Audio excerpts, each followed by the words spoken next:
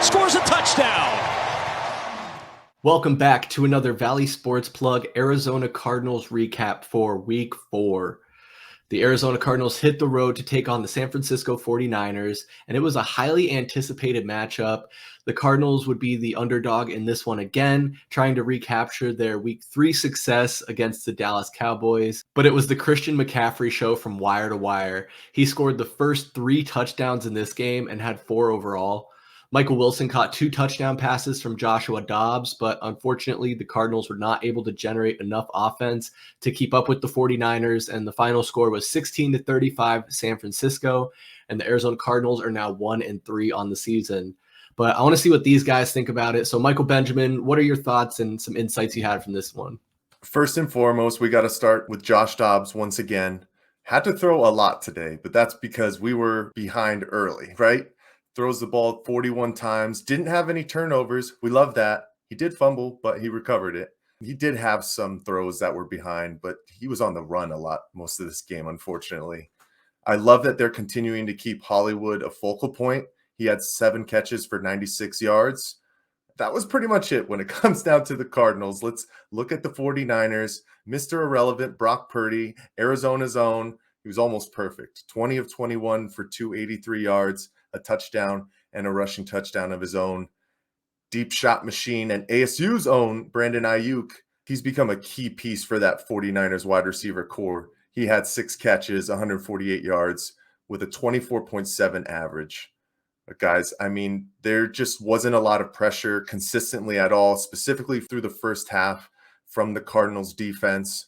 There was only 1 sack for both teams, but it seemed like Josh Dobbs was running a little bit more, and Brock Purdy had comfortability with a nice pocket most of the day. And man, is not converting 2-point conversions going to become a staple for this team? I don't love it, but I still think you got to go for it right there, just with the way that the things were starting off in the first half. And the last point that I was seeing, which kind of goes back to Dallas as well, is the tackling, man. It just hasn't been great. We're missing those first opportunities to catch guys. I just think back to last week when Rico Dowdell, we had him stopped 10 yards back of the line of scrimmage. He ends up gaining 12 yards. But I think the biggest realization that Cardinals fans are starting to see is that we're coming back to reality. We ran into a buzzsaw with the San Francisco 49ers. They are a well-oiled machine. And that's really all I got from this week. So, Tallman, what'd you see this week? Yeah, I mean, Cardinals didn't surprise anybody in this game. I mean, we thought, hey, we were so down on Cardinals going against the Cowboys and we shocked the world, but that didn't happen at all. I mean, you already mentioned Brock Purdy, almost perfect. He was too Purdy for us. Christian McCaffrey, I mean, that guy keeps it up. He can win the MVP, and he'd be the first one to do it since, or first non-quarterback to do it since Adrian Peterson was that 2012. So that'd be incredible. But we were just outmatched. I mean, the Cardinals just don't have the talent to match up with a team like the 49ers, who right now, looking at it, I mean, they could be the best team in the NFL. Looking at how beat up we are on defense, I mean, we weren't stopping anything. We had no answer for McCaffrey. You mentioned the stats for Ayuk, no answer for that. We only made them have to deal with, I think it was 5 third downs. You go to the whole game and you only face 5 third downs as a team. I mean, obviously that right there tells you, I mean, our defense was very, very porous on that day. So look at some positives, though. The Cardinals, I mean, we had that 99-yard touchdown drive, which was incredible. That's something that no other team might do to the 49ers defense the rest of the year. I think of the last time I saw the stat come up, I think it was either 2004 or 2005 was the last time a 49ers defense gave up a 90-yard touchdown drive. So that's a little bit of a positive. And then if you look at some of the rushing yards, we finished with 105 rushing yards. That doesn't jump out at you as a great rushing day for a football team. But look at what some of the opponents did against the 49ers to start the year. No other team got over 60 total rushing yards. So that's also a little positive for us. But the injuries, man, I mean, look at the defensive line. We are just so thin at the defensive line. Our linebacker, we're getting beat up. No Buda Baker still. It's just, I mean, it's hard for these guys to compete when, I mean, we're relying on just an extremely lack of talent on that defensive side of the football. If you listen to the post-game show on the radio, one of the guys on there said the Cardinals only have $39 million devoted to the entire defensive side of the football. I mean, what does Nick Bosa make? I mean, you can't compare it. It's just there's no talent on that side of the football, and you deal with injuries, and it's just going to be a rough day for everyone involved. But we knew it. We just don't match. It's like the D-backs playing the Dodgers. You got the big payroll, big stars, and then you're going against us little guys over here. And it was exactly what we expected. But then again, I guess we call it another moral victory, right? At the end of the day, maybe it is a moral victory because it gets us one step closer to where we all kind of wanted to be, which is really high in the next NFL draft. And we were thinking about that number one position, but a lot of other teams have kind of started to come out the woodwork as possibly being worse than the Cardinals. And our stock is rising a little bit, even though we're losing a lot of these games, we're at least being competitive in them. I mean, I wouldn't say that the 49ers blew us out by any means. Like you guys have highlighted, the fact that we didn't have any turnovers, no fumbles lost, no interceptions thrown by Josh Dobbs. It's just the offense wasn't able to get it done against a really, really tough San Francisco 49ers defense. I really thought that James Conner was fighting for every yard when he had a chance to run the ball, but just fighting to get back to the line of scrimmage after potentially being at the risk of losing 3, 4, 5 yards at any given point. Josh Dobbs had to scramble out of the pocket when the line collapsed, and he did so pretty well.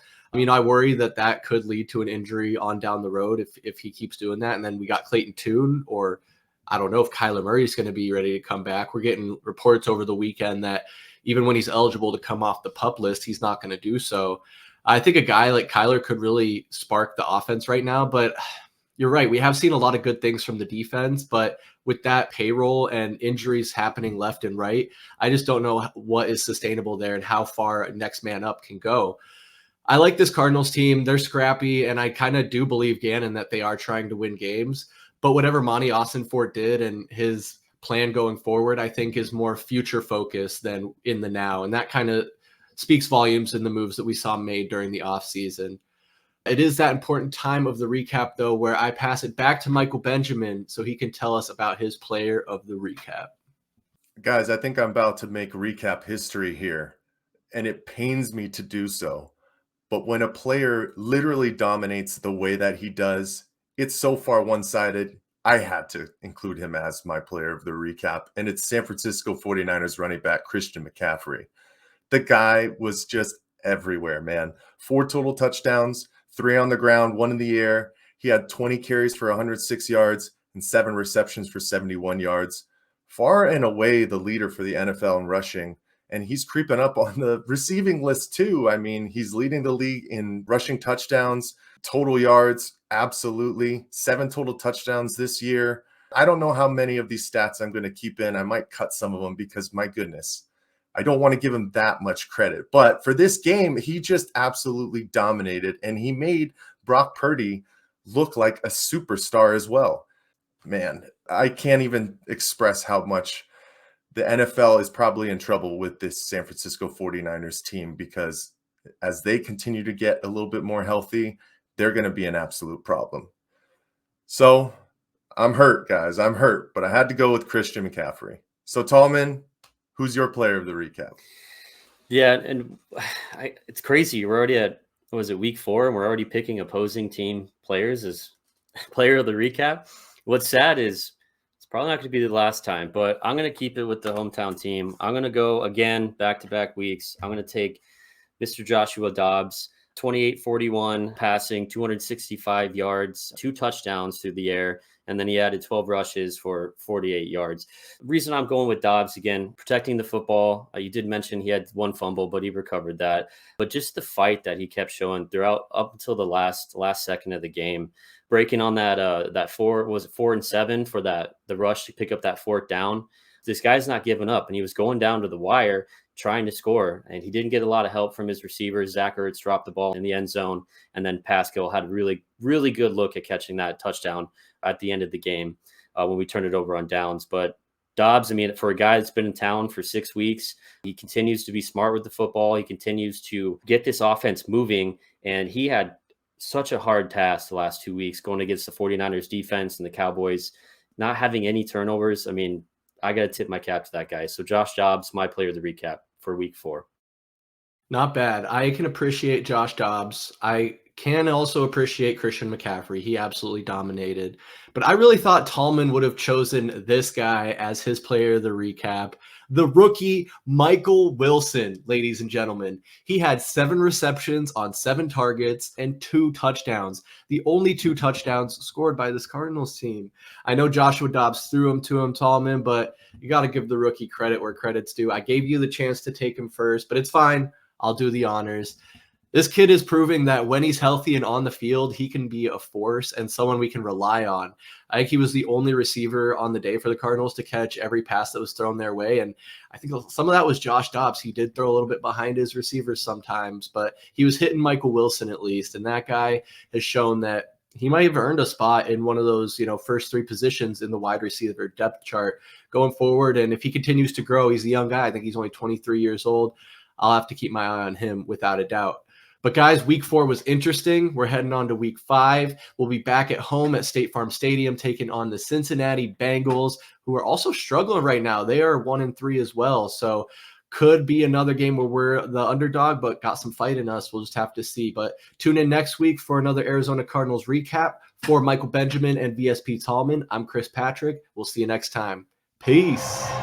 Cardinals fans, it's time to stand and bring in your